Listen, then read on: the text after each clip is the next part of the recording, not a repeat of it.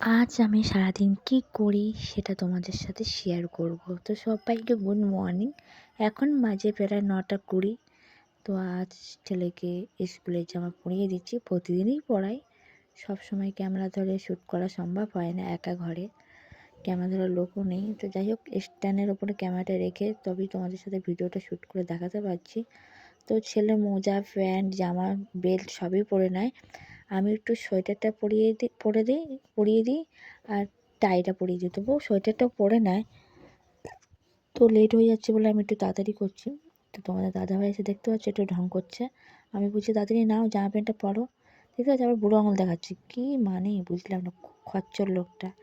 তো যাই হোক, আমি তাড়াতাড়ি করে ছেলেটাকে সোয়েটারটা পরিয়ে দিচ্ছি, দেখতে পাচ্ছ।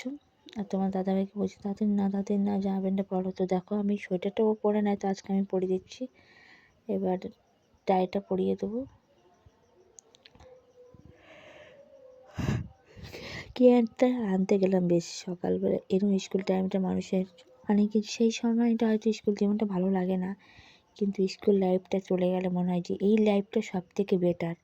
তোমাদের কি মনে হয় অবশ্যই কমেন্টে জানিও।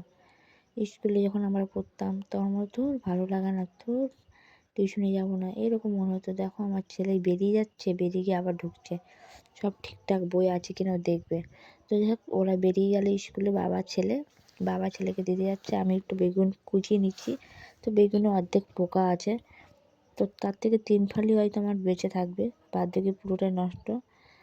এইবার দেখতে পাচ্ছ আমি কাটছি। এবার আমি বিট কাটছি। এই লাল বিট কারা কারা খেতে ভালোবাসে অবশ্যই কমেন্টে জানিও। তো দেখতে পাচ্ছ বেগুনটা 3 ফালি হয়েছে, একটা বড় বেগুন 3 ফালি, তাছাড়া সবটাই পোকা। তো ভাবছিলাম 3টে বেগুন পোড়াবো, 3টে বেগুন ছিল, তো ভাবলাম না পোড়াবো না। তো ভাগ্যিস পোড়াইনি, না এই পোকা টোকা খেয়ে নিতে হতো। ভালো বেগুন দেখে পোড়াতে হয় না, দেখতে পাচ্ছ ডিশ, তবু যদি পোড়াই সেটা তো ভালো হবে না, ওই জন্য পোড়াইনি। তো দেখো আমি বিটটা টুক করে কেটে নিলাম, কেটে এবার ভাজতে দিয়ে দেবো। আমার কড়ার অবস্থা দেখেছো, এটা কিন্তু আমার ভাজাভুজি কড়াই, আর এটা মাছ তরকারি, ওলকপি আলু মাছ, ওই জন্য কড়াইয়ের অবস্থা এই। তো যাই হোক, রান্না করে একটু শুয়ে আছি চাটা খেয়ে। তো সকাল থেকে অনেকক্ষণও কাজ করিনি, করে দেখো বিছনা তোলা হয়নি, একটু শুয়ে নিই তারপরে গিয়ে বিছনা তোলবো। তখন মাঝে 10টা, আবার একটু আধা ঘন্টা শুয়ে নিই, তারপর 10:30 থেকে আবার কাজ করবো। সকাল থেকে তো কাজ করছি, দেখতে পাচ্ছ আমার বিছানা কিন্তু তোলা হয়ে গেছে।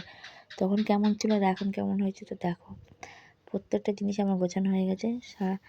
এগুলো উটকো পটকো থাকে, আবার সকালে ঠিক করে দিই সব। তো পুরোটাই কমপ্লিট গোছানো আমার ঘরের দিকটা। এবার আমি স্নান টান করে শ্যাম্পু করেছিলাম, শ্যাম্পু ট্যাম্পু করে ঠাকুর দিতে চলে আসলাম। তো আমার সামনে দেখতে পাচ্ছ গণেশ ঠাকুর দোলনায় ঝুলছে। এটা রিসেন্ট কিছুদিন আগে অনলাইনে অর্ডার দিয়েছিল তোমাদের দাদাভাই। গণেশ ঠাকুর দোলনায় ঝুলছে, বেশ ভালোই লাগছে। তো আমাদের গাছের গেঁদা ফুল গাছ, দেখতো গেঁদা ফুল, জবা ফুল, তারপরে সাদা, পিঙ্ক, লাল, এই রকমের ফুল 3 রকম গাছ আছে আমার, সাদা, লাল আর পিঙ্ক। আর এই যে জবা ফুল আর গেঁদা ফুল তুলে নিচ্ছি, তো একটা জবা ফুল পড়ে গেল। তো দেখতে পাচ্ছ আমার জবা ফুল, আমি গেঁদা ফুলগুলো সব তুলে নিলাম। দেখতে পাচ্ছ ছোট সিংহাসন, আসলে আমাদের ঘর 2-3 ঘর না, ওই জন্য একটা রুমের উপরে, তো নিচে ঠাকুরের সিংহাসন রাখতে পারলে রাখতে পারতাম, যেহেতু আমরা ঘরের জুতো পরে হাঁটাহাঁটি করি, তো ঘরের জুতো ঘরেই পরি, তো ওই জন্য দুটো পুরো ঠাকুরের গায়ে লাগবে, ওই জন্য সিংহাসনটা ওপরেই। এবার ঠাকুর ঘর আলাদা একটা হলে ভালো হয়, তো সেটা হবে আস্তে আস্তে, তার জন্য ধৈর্য দরকার। তো যাই হোক, সেই জন্য তোমাদের পাশে থাকো, সাপোর্ট করো, তাহলে আমি এগোতে পারবো, সব কিছু একসাথে করতে পারবো, তোমাদের দাদাভাই যতটা সম্ভব করে। তো দেখো, ছেলেটা স্কুলে আছে, ছেলেদের এখন 1:20 ছুটি। তো ওর বাবা একটু বাড়াইপুরে গেছিলো ড্রেস আনতে, একটু পরেই দেখতে হবে ড্রেসটা কী ড্রেস। তো একেবারে ছেলেকে নিয়ে বাড়ি ফিরবে। তো আমি তার মধ্যে স্নান করে ঠাকুর টাকুর দিয়ে, তো আমার এই ক্যামেরাটা কিন্তু স্ট্যান্ডের উপরে আছে, স্ট্যান্ডে যাওয়ার সময় একটু ঘুরিয়ে টুরিয়ে নিচ্ছি। তো দেখো এ করতে করতে আমার শ্যাম্পু করেছিলাম, অন্যটা খুলে গেছে, ওই জন্য চুলটা যা করে জড়িয়ে রেখে দিয়েছি। তো দেখো যাক, ঠাকুরটাকে দেওয়া গেছে, এই বসে আছি, ওরা কখন আসবে, তো এই দেখো চলে এসছে। তো আমার ছেলের হাতে দেখো পার্সেলের মতন কিছু একটা আছে। তো ওর বাবা যে ডিউটি করে, সেই ডিউটির বাড়াইপুর থেকে ড্রেস, আর না ড্রেস দেয়নি, সোয়েটার দিয়েছে আর এই জুতো। তো তো সেটা বয়ে নিয়ে আসছে আমার ছেলে, দেখতে পাচ্ছ।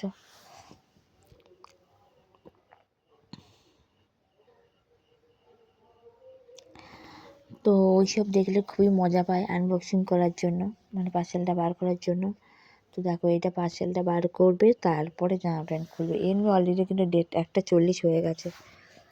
তো যত বড় হচ্ছে, যত বড় ক্লাসে উঠছে, তত কি বলবো লেট হয়ে যাচ্ছে। তা দেখো জুতোটা বার করে ফেলেছে, দেখতে পাচ্ছ, দু জোড়া জুতো আর সোয়েটার আর মোজা দিয়েছে, দেখতে পাচ্ছ। এখন দেখতে পাচ্ছি যেখানে আমরা 1:30টার সময় খেতে বসতাম, সেখানে আমার 1:40 বাড়ি আসছে। তারপরে স্নান টান করে গেলে তো ঠিক আছে, নাহলে একটু লেট। তো দেখো আমরা এখন শুয়ে পড়েছি, ছেলে শুয়ে আছে, দেখতে পাচ্ছ, একটু সুস্থ নেই, এদিক ওদিক সেদিক। আবার বলে মা আমাকে একটু পিঠ চুলকে দেয়, পিঠ চুলকে দেয়, এরকম করছে। তো দেখো সন্ধে হয়ে গেছে, চা খেতে বসে গেছি, চা কিছু নেই, শুধু চা খাচ্ছি। তো ছেলেকে ওর পড়া হয়ে গেছে, আর কি করছে দেখো, বদমাশি একটা। তো যাই হোক, ছেলেকে টিউশনে দিতে চলে এসেছি ওই জায়গাটায়। আমি দাঁড়িয়ে আছি, আমার একটা বান্ধবী যাবে, ও ছেলেকে নিয়ে এসছে, ছেলেকে ঢুকিয়ে দুজন একসাথে বাজারে যাবো। দুজনে একটু কম বেশি কাজ আছে, দেখতে পাচ্ছ।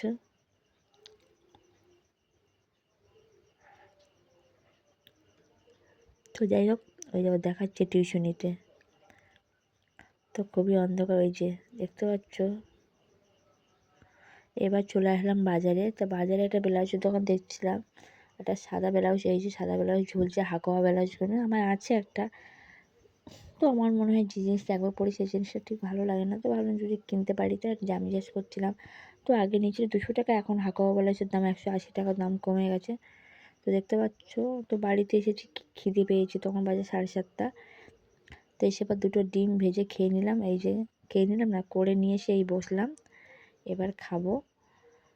পেঁয়াজ লঙ্কা দিয়ে করলাম, কিছু নেই বাড়িতে, ডিম বিস্কুট মুড়ি টুড়ি। তো ছেলেকে বললাম তুই যা, তার ছেলে যায়নি, তো কী